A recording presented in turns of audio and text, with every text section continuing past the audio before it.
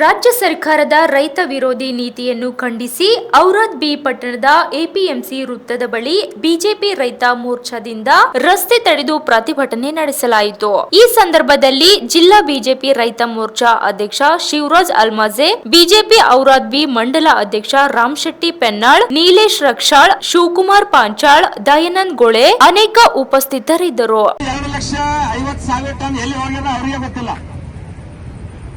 ಹಿಂಗ ಪ್ರತಿ ರೈತರ ಮೇಲೆ ಒಂದು ಬರೆ ಮೇಲೆ ಬರೆ ಬೀಳ್ತಕ್ಕಂತ ಈ ಕಾಂಗ್ರೆಸ್ ಸರ್ಕಾರ, ಅಷ್ಟೇ ಕಾಂಗ್ರೆಸ್ ಸರ್ಕಾರ ಪ್ರತಿಯೊಂದು ಸಮುದಾಯ ಮೇಲೆ ಅನ್ಯಾಯ ಮಾಡ್ತಾ ಬಂದಿದೆ.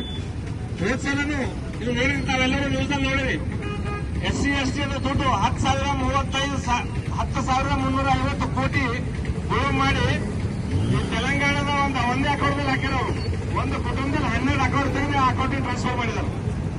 ಹಿಂಗೆ ಪ್ರತಿ ಸಲ ಯಾವಾಗ ಕರ್ನಾಟಕದಲ್ಲಿ ಕಾಂಗ್ರೆಸ್ ಸರ್ಕಾರ ಬಂತು ಅವತ್ತು ಪ್ರತಿ ಜನರಿಗೆ ಜೀವನ ಮಾಡಂತ ಬಹಳ ದುಸ್ತರ ಮಾಡಿಬಿಟ್ಟರು.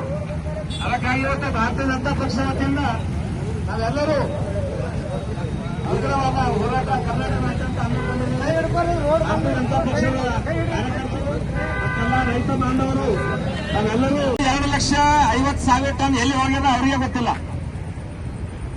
ಹಿಂಗ ಪ್ರತಿ ರೈತರ ಮೇಲೆ ಒಂದು ಬರೆ ಮೇಲೆ ಬರೆ ಬೀಳ್ತಕ್ಕಂತ ಈ ಕಾಂಗ್ರೆಸ್ ಸರ್ಕಾರ, ಅಷ್ಟೇ ಕಾಂಗ್ರೆಸ್ ಸರ್ಕಾರ ಪ್ರತಿಯೊಂದು ಸಮುದಾಯ ಮೇಲೆ ಅನ್ಯಾಯ ಮಾಡ್ತಾ ಬಂದಿದೆ.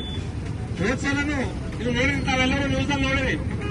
SC ST ದುಡ್ಡು 10,350 ಕೋಟಿ ಉಳಿವು ಮಾಡಿ ಈ ತೆಲಂಗಾಣದ ಒಂದೇ ಅಕೌಂಟ್ ಹಾಕಿರೋ ಒಂದು ಕುಟುಂಬದಲ್ಲಿ 12 ಅಕೌಂಟ್ ತೆಗೆದು ಆ ಅಕೌಂಟಿಗೆ ಟ್ರಾನ್ಸ್ಫರ್ ಮಾಡಿದರು.